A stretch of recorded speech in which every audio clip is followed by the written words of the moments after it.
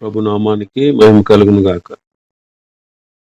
కూడొచ్చిన మీ అందరికీ, కర్మల ఆత్మీయ సహవాస సంఘ విశ్వాసులందరికీ మన ప్రభువును ప్రియరక్షకుడునైన యేసుక్రీస్తు వారి శ్రేష్టమైన నామములో శుభములు మరియు అందరికీ వందనాలు. లేవీకాండం 8వ అధ్యాయాన్ని మనం ధ్యానం చేసుకుంటున్నాం. లేవీకాండం 8వ అధ్యాయం 23వ వచనాన్ని 24వ వచనాన్ని చదువుతాను. మోషే దానిని వధించి దాని రక్తంలో కొంచెం తీసి అహరోను కుడి చెవి కొన మీదను అతని కుడి చేతి బొట్టన వేలి మీదను అతని కుడికాలు బొట్టన వేలి కొన మీదను దానిని చమిరాను. మోషే అహరోను కుమారులను దగ్గరకు తీసుకుని వచ్చి వారి కుడి చెవుల కొనల మీదను వారి కుడి చేతుల బొట్టన వేలి మీదను వారి కుడి కాళ్ల బొట్టన వేలి మీదను ఆ రక్తంలో కొంచెము చమిరాను. మరియు మోషే బలిపీఠం చుట్టూ దాని రక్తమును ప్రోక్షించాను. ఇక్కడ అవయవముల ప్రతిష్ట గురించి మనం చదువుతున్నాం. కుడి చెవి, కుడి చేయి బొటన వేలు, కుడి కాళ్ళ బొటన వేలు మీద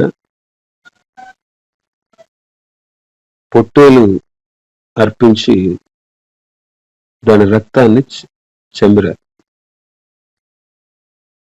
ఆ మిగిలిన రక్తాన్ని బలిపీఠం చుట్టూ ప్రోక్షించారు.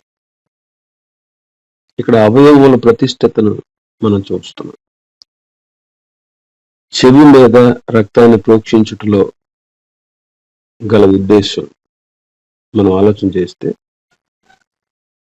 చెవి వినికిడికి సూచనగా ఉంది. చెవి ద్వారా మనం వింటాం. చెవి ద్వారా మనం వింటాం. యెషయా గ్రంథం 50వ అధ్యాయం 4వ వచనం నుంచి, అలసిన వాణిని మాటల చేత ఓరడించు జ్ఞానము నాకు కలుగునట్లు శిష్యునికి తగిన నోరు యెహోవా నాకు దయచేసి ఉన్నాడు. శిష్యులు వినున్నట్లుగా నేను వినుటకై ఆయన ప్రతి ఉదయమున నాకు వినుబుద్ధి పుట్టించుచున్నాడు. ప్రభువు యెహోవా నా చెవికి వినుబుద్ధి పుట్టింపగా నేను ఆయన మీద తిరుగుబాటు చేయలేదు, వినకుండా నేను తొలగిపోలేదు. ఈ మాటలు ప్రభువైన యేసుక్రీస్తు వారిని గురించి ఉపమానంగా చెప్పబడ్డాయి. ప్రభువైన యేసుక్రీస్తుని గురించి చెప్పబడిన మాటలు. అలసిన వారిని మాటల చేత ఓరడించే జ్ఞానం నాకు కలగాలని శిష్యునికి తగిన నోరు నాకు దయచేశాడు. శిష్యులు వినున్నట్లుగా నేను వినుటకై ఆయన ప్రతి ఉదయమున నాకు వినుబుద్ధి పుట్టించుచున్నాడు. ప్రభువు యెహోవా నా చెవికి వినుబుద్ధి పుట్టింపగా నేను ఆయన మీద తిరుగుబాటు చేయలేదు, వినకుండా నేను తొలగిపోలేదు. శిష్యులు వినున్నట్లుగా నాకు వినుబుద్ధి పుట్టించెను. ఆయన వినుబుద్ధి పుట్టించినప్పుడు నేను తిరుగుబాటు చేయలేదు, వినకుండా నా చెవిని నేను ఆయన దగ్గర నుంచి తొలగిపోలేదు అంటారు. అందుకే యోహాను సువార్తలో యేసుక్రీస్తు ప్రభు గురించి ఎగ్జాక్ట్ గా చెప్పబడిన మాటలు ఇవి. యోహాను సువార్త 8వ అధ్యాయం 26వ వచనంలో చూస్తే, మిమ్మల్ని గూర్చి చెప్పుటకును తీర్పు తీర్చుటకును చాలా సంగతులు నాకు కలవు, కానీ నన్ను పంపినవాడు సత్యవంతుడు. నేను ఆయన యొద్ద వినిన సంగతులే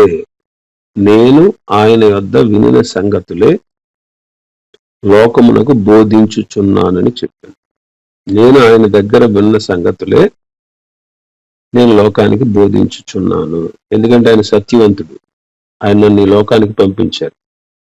మిమ్మల్ని గూర్చి తీర్పు తీర్చడానికి చాలా సంగతులు నాకున్నాయి.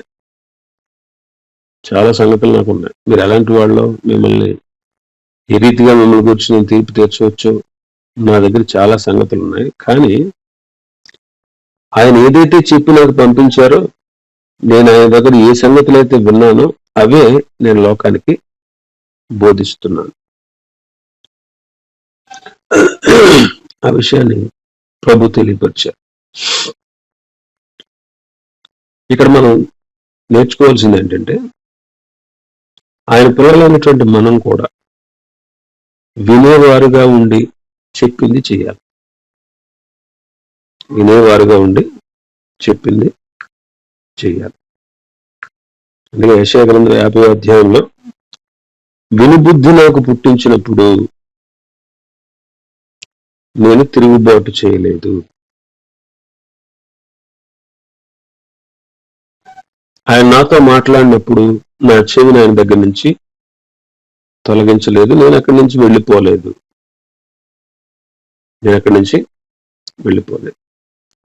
కాబట్టి మనం దేవుని వాక్యాన్ని వినేవారుగా ఉండాలి.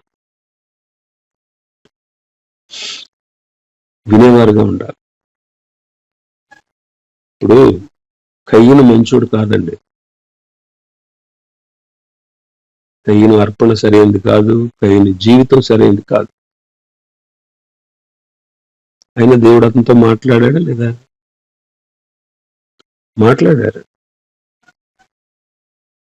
ఆయనతో మాట్లాడిన మాట కయ్యను లెక్క చేయలేదు.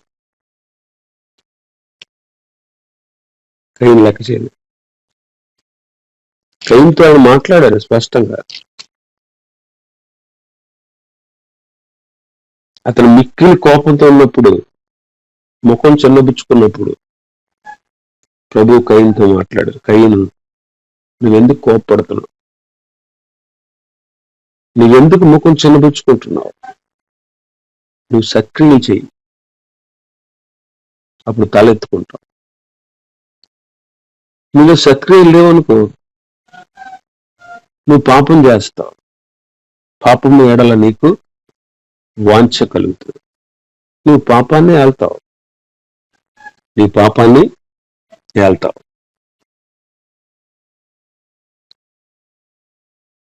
ఈ మాటలన్నీ ప్రభు కయ్యనుతో చెప్పారు. మళ్ళీ మాట్లాడుతున్నారు. హేబేలుని చంపినా సరే, ప్రభుకి తెలిసినా సరే ఆయన మాట్లాడుతున్నాడు. నీ తమ్ముడు ఎక్కడ? చంపేశాడు తమ్ముడు, ప్రభుకు తెలుసు. కానీ పశ్చాత్తాపడతాడు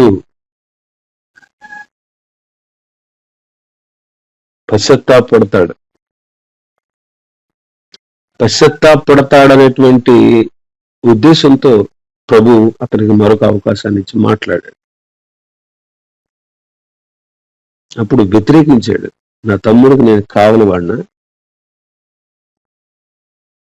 అని ప్రభుని వ్యతిరేకించాడు. అబద్ధమాడాడు, నేను ఎరగను అని.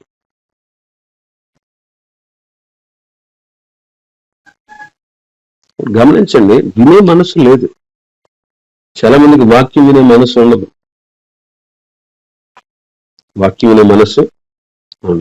చూడండి ఏమంటున్నాడు, ప్రభువుకి యెహోవా నా చెవికి వినుబుద్ధి పుట్టింపగా నేను ఆయన మీద తిరుగుబాటు చేయలే.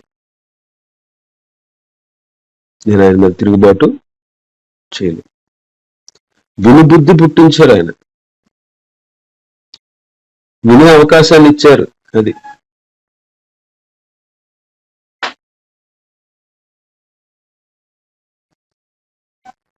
కాబట్టి మనం గమనించాలి,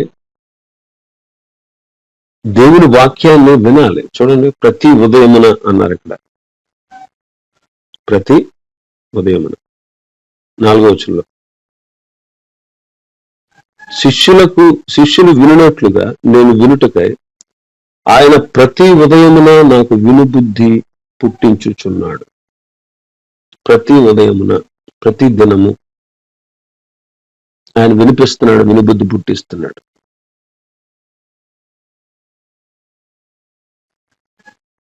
ఆయన వినుబుద్ధి పుట్టించినప్పుడు మనం ఏం చేయాలి? వినాలి కదా. తిరుగుబాటు చేయకుండా, ఆయన దగ్గర నుంచి వెళ్ళిపోకుండా, మనం వినాలి.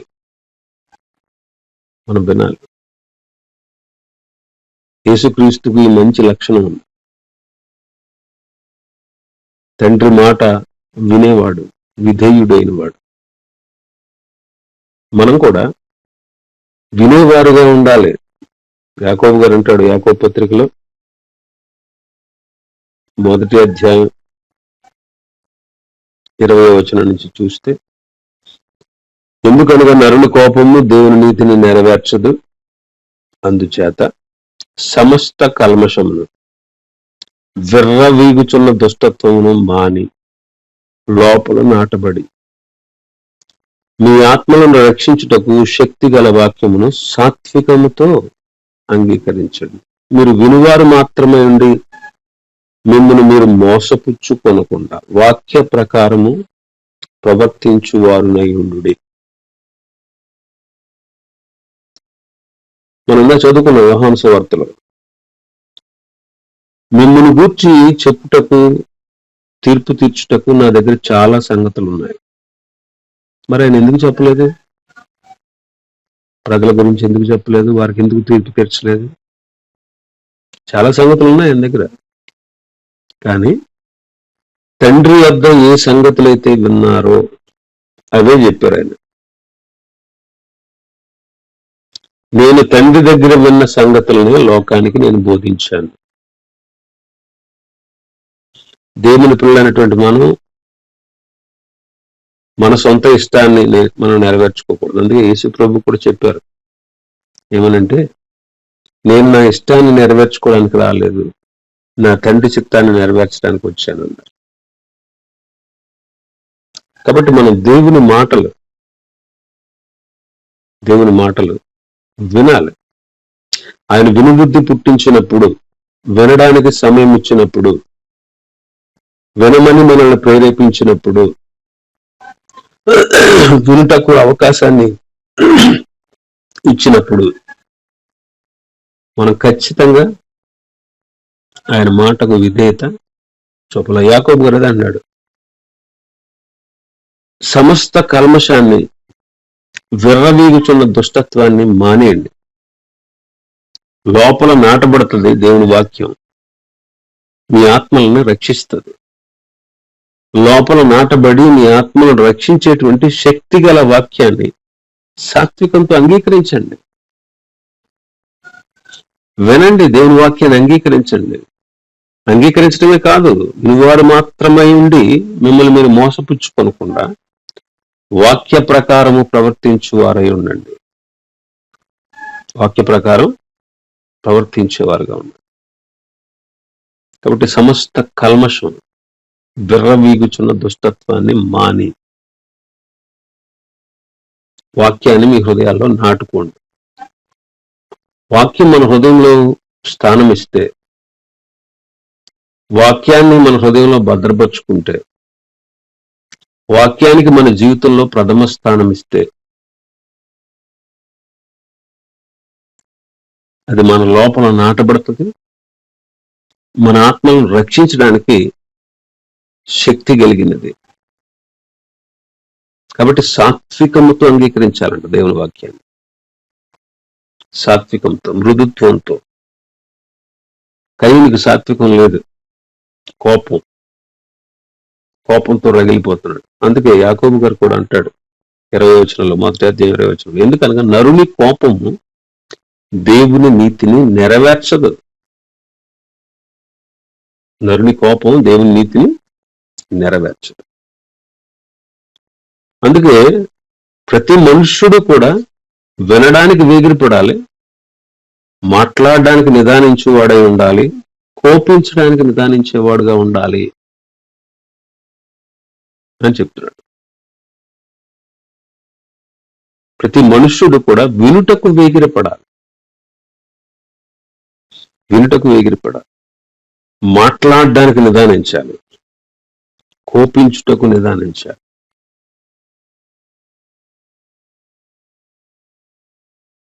వినడానికి వేగిరపడండి,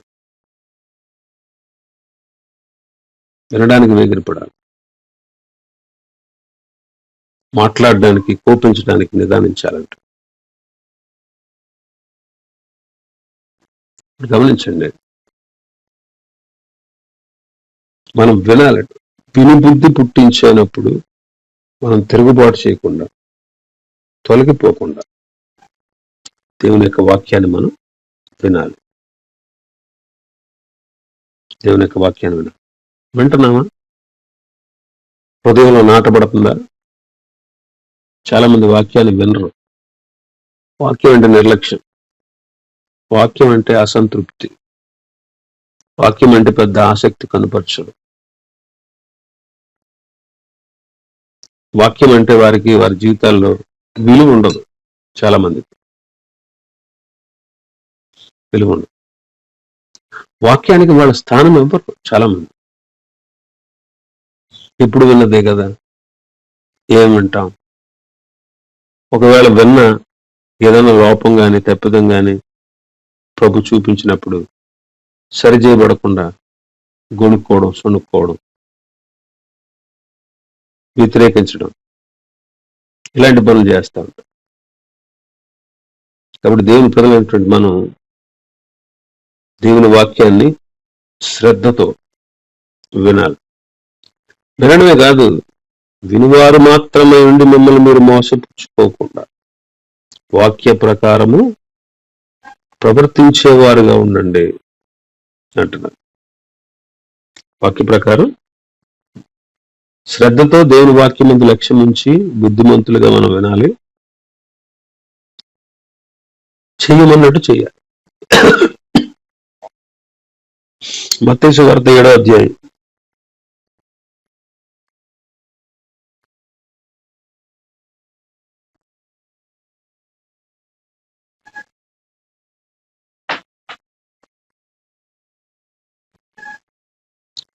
మత్తయి సువార్త 7వ అధ్యాయం 24వ వచనం. కాబట్టి ఈ నా మాటలు విని వాటి చొప్పున చేయు ప్రతి వాడును బండ మీద తన ఇల్లు కట్టుకొనిన బుద్ధిమంతుని పోలి ఉంది. ఈ నా మాటలు విని వాటి చొప్పున చేయు ప్రతి వాడు.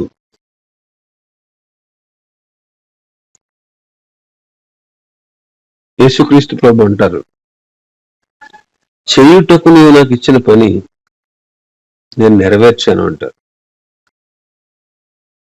చేయుటకు నీవు నాకు అనుగ్రహించిన, నీవు నాకు ఇచ్చినటువంటి పనిని నేను నెరవేర్చాను. యోహాను సువార్త 17:4. చేయుటకు నీవు నాకు ఇచ్చిన పని నేను సంపూర్ణముగా నెరవేర్చి భూమి మీద నిన్ను మహిమపరిచితి. కాబట్టి ప్రభువు చెప్పినట్లుగా మనం విన్నట్లుగా విని వాక్య ప్రకారం మనం ప్రవర్తించినట్లయితే, యేసుక్రీస్తు ప్రభు వారు ఎలాగైతే తండ్రి చెప్పినటువంటి పనిని నెరవేర్చి సంపూర్ణంగా నెరవేర్చి ఆయన ఎలా మహింపరిచారో, ఈనాడు ఆయన వాక్యాన్ని నెరవేరుస్తూ ఆయన చిత్తాన్ని జరిగిస్తూ ఉంటే మనం కూడా దేవుని నామాన్ని మహిమపరిచిన వారం అవుతాం.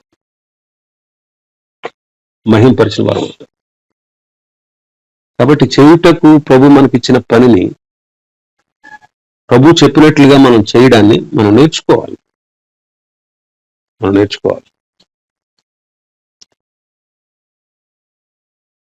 ఆయన మీతో చెప్పినది చేయండి అంది మరియ పరిచారకులను చూచి. అయ్యా, రాత్రంతా శ్రమపడ్డాం, ప్రయాసపడ్డాం, అయినా నీ మాట చొప్పున చేస్తామయ్యా అన్నాడు పేతురు. కాబట్టి ప్రభు చెప్పినట్లుగా చేయాలి, వినాలి. చెవి వినికిడికి సూచన. చెవి మీద, కుడి చెవి కొన మీద ఆ రక్తాన్ని చెమిరారు. 2 ఇంకా 23వ వచనం మన భాగంలో, కుడి చేతి బొటన వేలి మీద, కుడి చేతి బొటన వేలి మీద, చెయ్యి పనులకు సూచన. చెవి వినికిడికి సూచన, చెవితో వింటాం. చేతులతో పని చేస్తాం, చేతులతో పని చేస్తాం. ఇంకా వాళ్ళు ప్రత్యక్ష గుడారంలో ప్రధాన యాజకులు గాని, యాజకులు గాని, అహరోను గాని, అహరోను కుమారులు గాని, వాళ్ళు చేసే పని దేవుని పని. ప్రత్యక్ష గుడారంలో వాళ్ళు దేవుని పని చేయాలి. అందుకొరకే దేవుడు వారిని ప్రతిష్ఠించాడు. దేవుని పని చేయాలి, దేవుడు చెప్పినట్టు చేయాలి. వినడమే కాదు, చెప్పినట్టు చెయ్యాలి. చెప్పినట్టు చెయ్యాలి.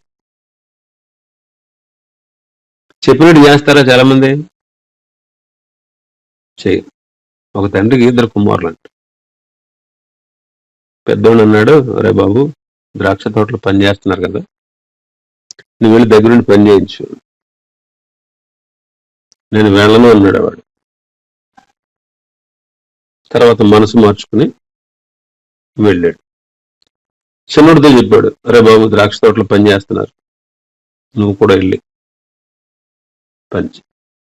అలాగే గారు నేను వెళ్తానన్నాడు వాడు. వెళ్ళలే.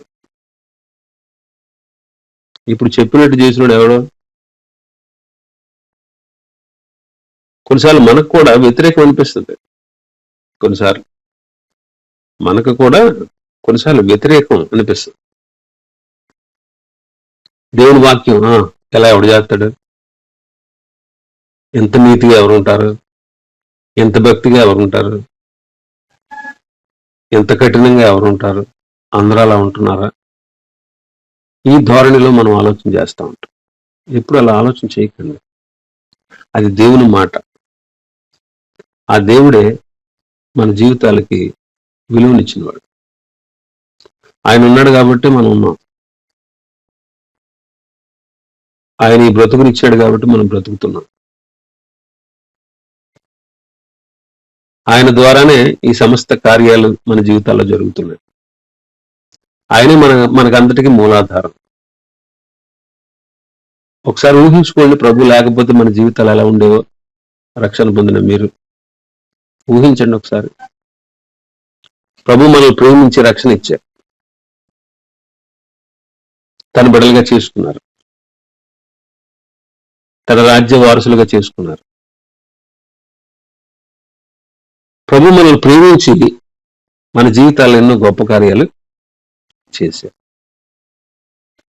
అసలు ఈ విలువ, ఈ బ్రతుకు, ఈ జీవితం, ఇదంతా కూడా ఆయన ఇచ్చిందే. ఆయన లేకపోతే ఏమైపోదు. ఆయన మనం కలిగి ఉన్నాం. మరి మనలో ఏ మంచి ఉందని? మనం మంచివాళ్ళమని ప్రభు సెలెక్ట్ చేయలేదు. మనం నీతిమంతులమని సెలెక్ట్ చేయలేదు. మనం గొప్పవాళ్ళమని సెలెక్ట్ చేయలేదు. మనల్ని ఎన్నిక లేని వారు, నీచులు, వెర్రివారు, తృణీకరించబడిన వారు, ఇలాంటి మనల్ని, లోకంలో ఇలాంటి హీనకరమైన పరిస్థితుల్లో ఉన్న మనల్ని దేవుడు ప్రేమించాడు. మన బ్రతుకు మార్చాడు, మన జీవితానికి విలువనిచ్చాడు, మనకి ఎన్నో మేలు చేశారు. ఆయన నిత్య నాశనం నుంచి, నిత్య శిక్ష నుంచి తప్పించారు. నిత్య జీవానికి మనల్ని వారసులుగా చేశారు. ఒకవేళ ప్రభువే లేకపోతే మన జీవితాలు, మనం ఇంకనూ పాపులమే. ప్రభువే మనల్ని కనికరించుకోకపోతే మనం ఆయన వద్దకు వచ్చేవారం కాదు. ప్రభు ప్రేమ ఎంత గొప్పదండి. అంత అల్పులమైనటువంటి, నీచులమైనటువంటి మనల్ని ప్రభు ప్రేమించి తన బిడ్డలుగా చేసుకున్నారు. విలువ లేని మన జీవితాలకు విలువనిచ్చారు. పాడైపోయిన మన బ్రతుకులను మార్చారు. దుర్భరమైన మన జీవితాలని బలపరిచారు. అలాంటి ప్రభువును మనం కలిగి ఉన్నాం. ఆయన మాట వినాలా వద్దా? ఆయన చెప్పినట్టు చేయాలా వద్దా? వినడమే కాదు, చెప్పినట్టు చేయాలి. అందుకే యాకోబు అన్నాడు, మీరు వినివారు మాత్రమే ఉండి మిమ్మల్ని మీరు మోసపుచ్చుకోకుండా వాక్య ప్రకారం ప్రవర్తించేవారుగా. కుడి చేతి బొట్టల వేలు మీద చెమరడానికి గల కారణం ఏంటి తెలుసా? మనం ఆయన చెప్పినట్టు చేయాలి. ఆయన చెప్పినట్టు చేయాలి, చెప్పింది చేయాలి, చెప్పినట్టు చేయాలి. పరిశుద్ధ గ్రంథంలో ఉన్నటువంటి భక్తులందరూ కూడా అలాగే చేసిన వాళ్ళు. నోవహు చెప్పినట్లు చేశాడు, అబ్రహాము దేవుడు చెప్పినట్లు చేశాడు, పేతురు చెప్పినట్లు చేశాడు, పరిచారకులు చెప్పినట్టు చేశారు. చాలా మంది భక్తులు, బెసలేలు, అహోలియాబు, వీళ్ళందరూ, మోషే, భక్తులైన వారందరూ కూడా ప్రభు చెప్పినట్టే చేశారు. ఎప్పుడు కూడా వారి సొంత నిర్ణయాలు, వాటి ప్రకారం నడవలేదు. అందుకే కొండ మీద నీకు చూపించిన మాదిరి చొప్పున చేయమని అన్నప్పుడు మోషే గారు అలాగే యాజ్ ఇట్ ఈజ్ గా చేశారు. కాబట్టి మన పరిస్థితి ఏంటి? ఈరోజు మనం చెప్పినట్లుగా చేస్తున్నామా? మనం చెప్పినట్లుగా చేయగలుగుతున్నామా? చాలా మంది చెప్పినట్టు చేయరండి, చెప్పినట్టు చేయరు. మనం ఆయన చెప్పినట్లుగా చేయాలి.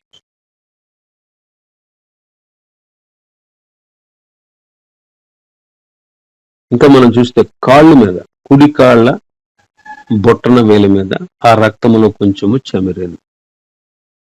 23వ వచనం. కాళ్ళు ప్రవర్తనకు, నడతకు సూచన.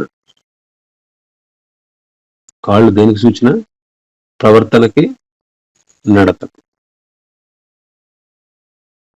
యేసుక్రీస్తు ప్రభు కూడా మన కొరకు బాధపడి మనము ఆయన అడుగు జాడల్లో నడవాలని మన కొరకు మాదిరించి వెళ్ళాడు అని పేతురు గారు తన మొదటి పత్రికలో 2వ అధ్యాయం 22వ వచనంలో చెప్తారు.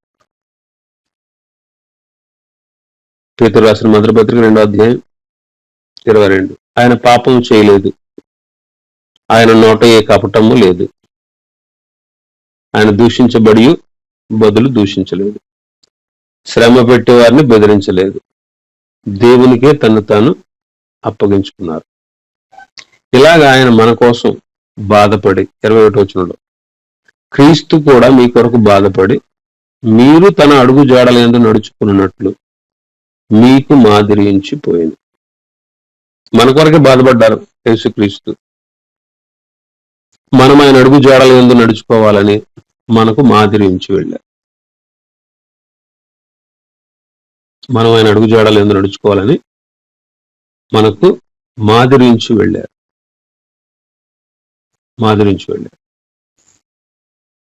మనం ఆయన అడుగు జాడల్లో నడిచేటట్లు ఆయన మన కోసం బాధపడ్డాడు. ఆయన అంటాడు 22వ వచనంలో పేతురు గారు, ఆయన పాపం చేయలేదు, యేసుక్రీస్తు ప్రభు పాపం చేయలేదు, ఆయన నోట ఏ కపటం లేదు, ఆయన బదులు దూషించలేదు, బెదిరించలేదు, దేవునికే తను తాను అప్పగించుకున్నాడు.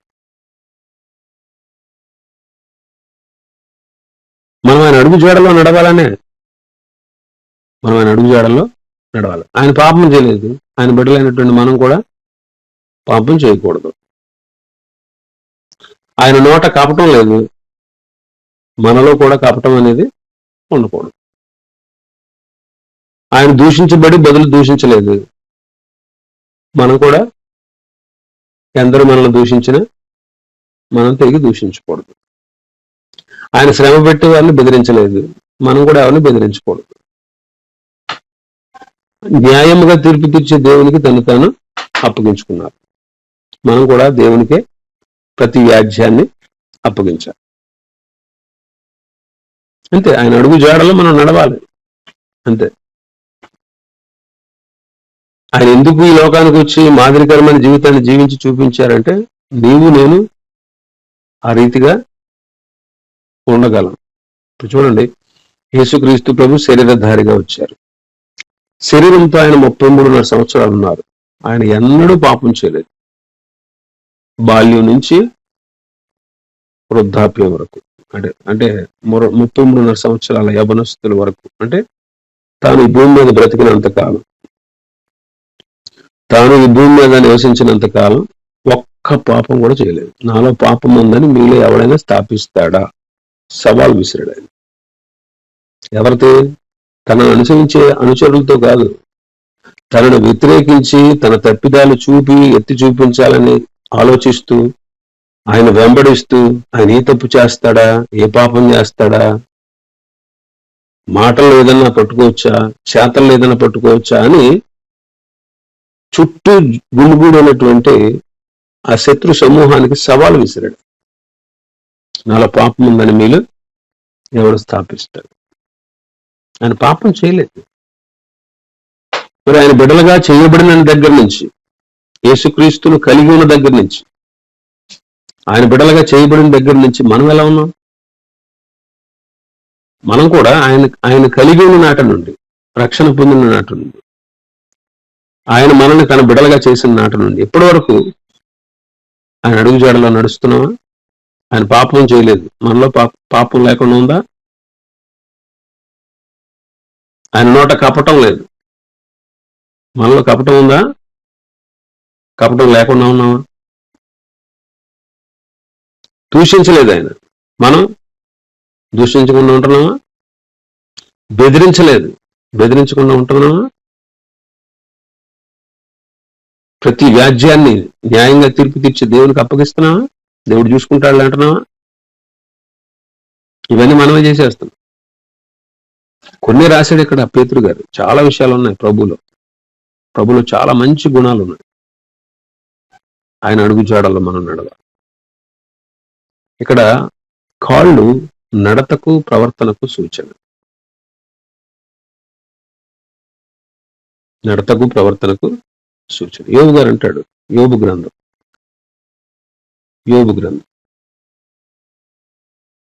23వ అధ్యాయం 11-12 వచనాలు. నా పాదములు ఆయన అడుగు జాడలు విడువక నడిచింది.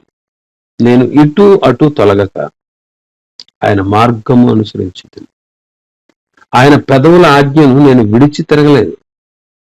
ఆయన నోటి మాటలను నా స్వాభిప్రాయం కంటే ఎక్కువగా ఎంచాను.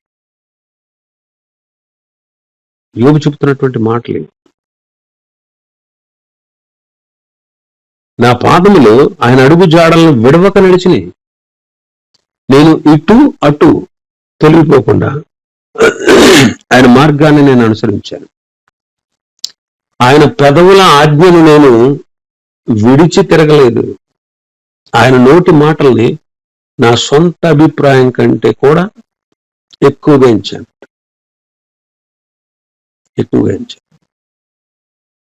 13వ అధ్యాయంలో చూస్తే 13వ అధ్యాయం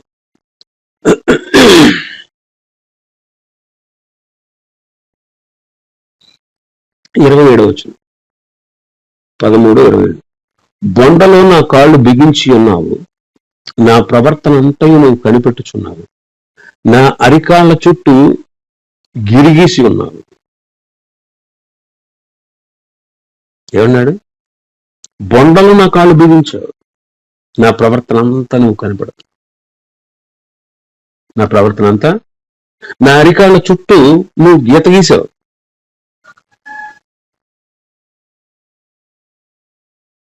అంటే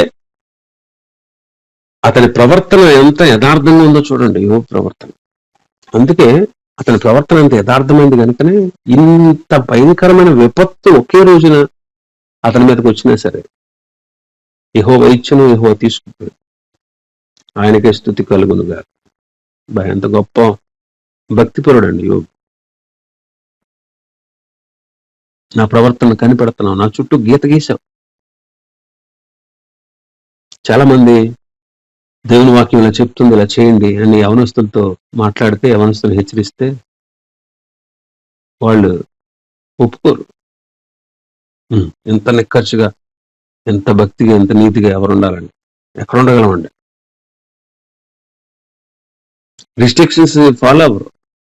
వాక్యం చెప్పేటువంటి విధులు, విధానాలు వాళ్ళకి నచ్చవు. పెద్దోళ్ళు కూడా అంతే. చాలా మంది పెద్దోళ్ళ పని.